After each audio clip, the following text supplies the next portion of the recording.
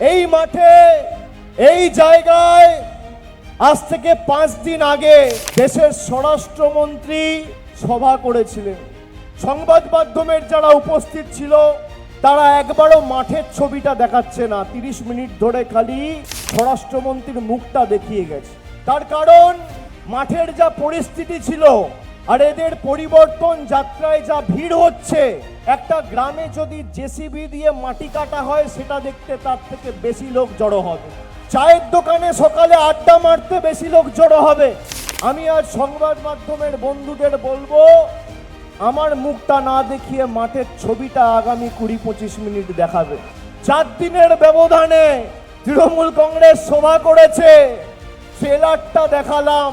সিনেমাটা মে মাসে বুঝবেন যেদিন ফল বেরোবে। অমিত শাহ এসেছিল বিজেপির রথযাত্রা সূচনা করতে। এ তো রথযাত্রার আগেই বিসর্জন যাত্রা হয়ে গেছে। এমন রথযাত্রার অবস্থা যে ড্রাইভার আর উপরে 4টে হাত নাড়ার লোক ছাড়া আর লোক নেই, কোথাও কোনো লোক নেই। বাংলায় এসআইআর করতে গিয়ে বিজেপিতে এসআইআর হয়ে গেছে।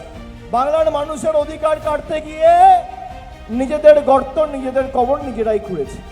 আপনি দেখুন কি অবস্থা, খালি দক্ষিণ 24 পরগনায় নয়, নদিয়া, কুচবিহার, জলপাইগুড়ি, গড়বেতা, পূর্ব বর্ধমান, পশ্চিম বর্ধমান, যেখানে যাচ্ছেন, হাওড়া, হুগলি, সর্বত্র ফাঁকা।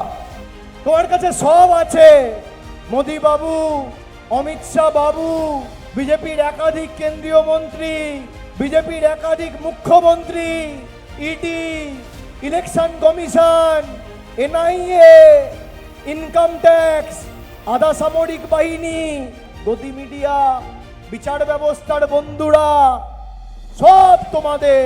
কিন্তু তাও পরিবর্তন যাত্রা ফাঁকা। তার কারণ যারা পরিবর্তন যাত্রায় অংশগ্রহণ করবে সেই মানুষগুলো তোমাদের সাথে নেই। সেই মানুষগুলো তৃণমূলের ছাতার তলায় রয়েছে, যারা আগামী দিন আবার চতুর্থবার মামাটি মানুষের সরকার তৈরি করবে। এদের সব আছে, তাও কিছুই নেই। আর আমাদের কিচ্ছু নেই, তাও সব আছে। তার কারণ 10 কোটি মানুষ আমাদের সাথে আছে।